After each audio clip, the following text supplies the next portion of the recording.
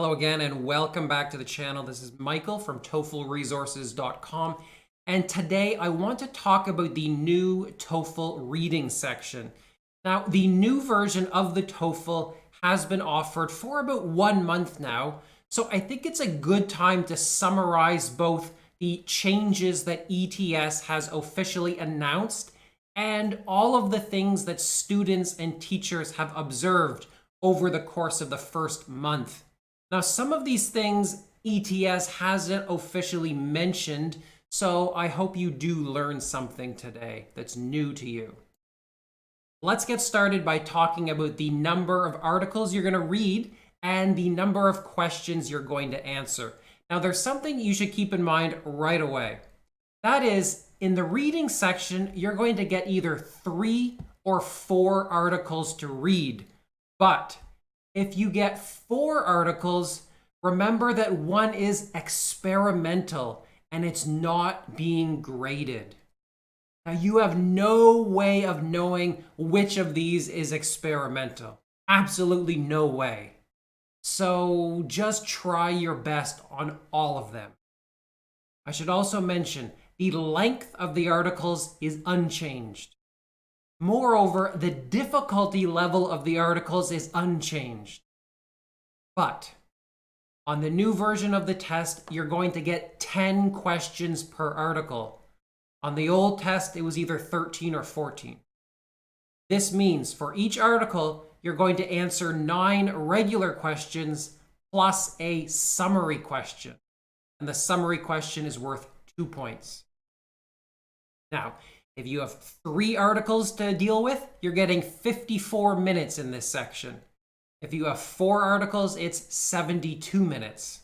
And remember, the clock is ticking as soon as you start reading the first article.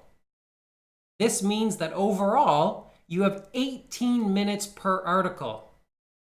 Now, those of you who are really paying attention, you've probably noticed that this means you have more time per article and more time per question. So you're probably thinking, hey, that makes it a little bit easier, right?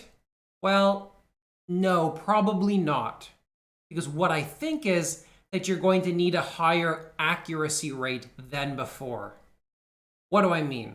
Well, take a look at this old chart from the 5th edition of the official guide to the TOEFL. If you take a look at the top here, you can see that even if you get 1 question wrong, you're probably going to get 30 points, which is a perfect score. Oh, that's nice. And you can see here, even if you get 2 questions wrong, you might still get 30 points, which is a perfect score. And if you do the math for the rest of the chart, you can see that on the old version of the test, they were somewhat forgiving when it came to the mistakes. It's my guess that on the new version of the test, they are less forgiving.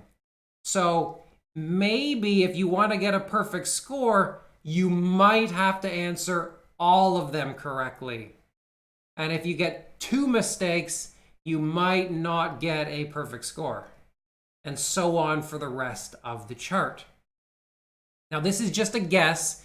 This is just speculation, but that's what I think. And the reason for that is ETS has insisted that the new version of the test and the old version of the test results in the same scores for specific students. So if they're making it easier in terms of timing, they probably do need to make it harder in terms of something else. And I would say that the scoring is that something else. Keep that in mind as you study. All right, very quickly, let's talk about question types. Now, the question types should all be familiar to you. You've got factual information questions, which are probably going to be the most common, as well as negative factual questions, inference questions, rhetorical purpose, vocabulary, sentence simplification, insert text, and at the end of every article, probably a prose summary question.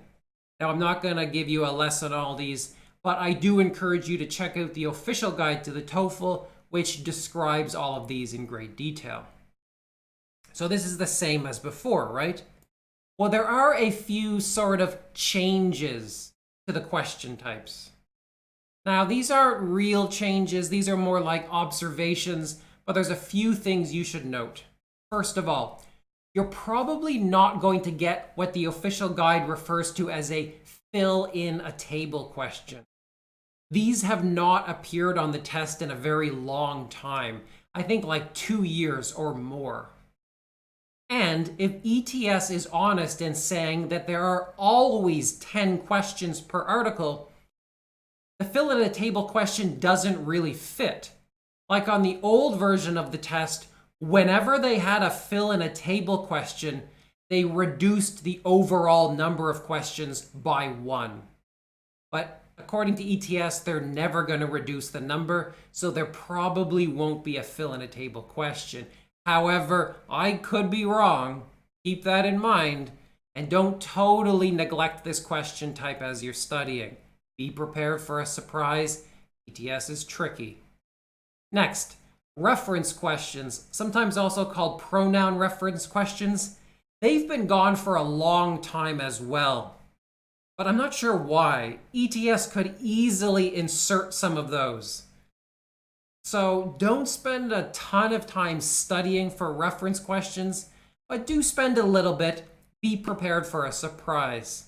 Actually, ETS did get a little bit tricky one weekend in 2018 when out of the blue, students got a reference question. Just one in like 2 years, but there it was. So you might see one yourself. Lastly, and I think this might be the most important, it looks like vocabulary questions are a bit less common than before.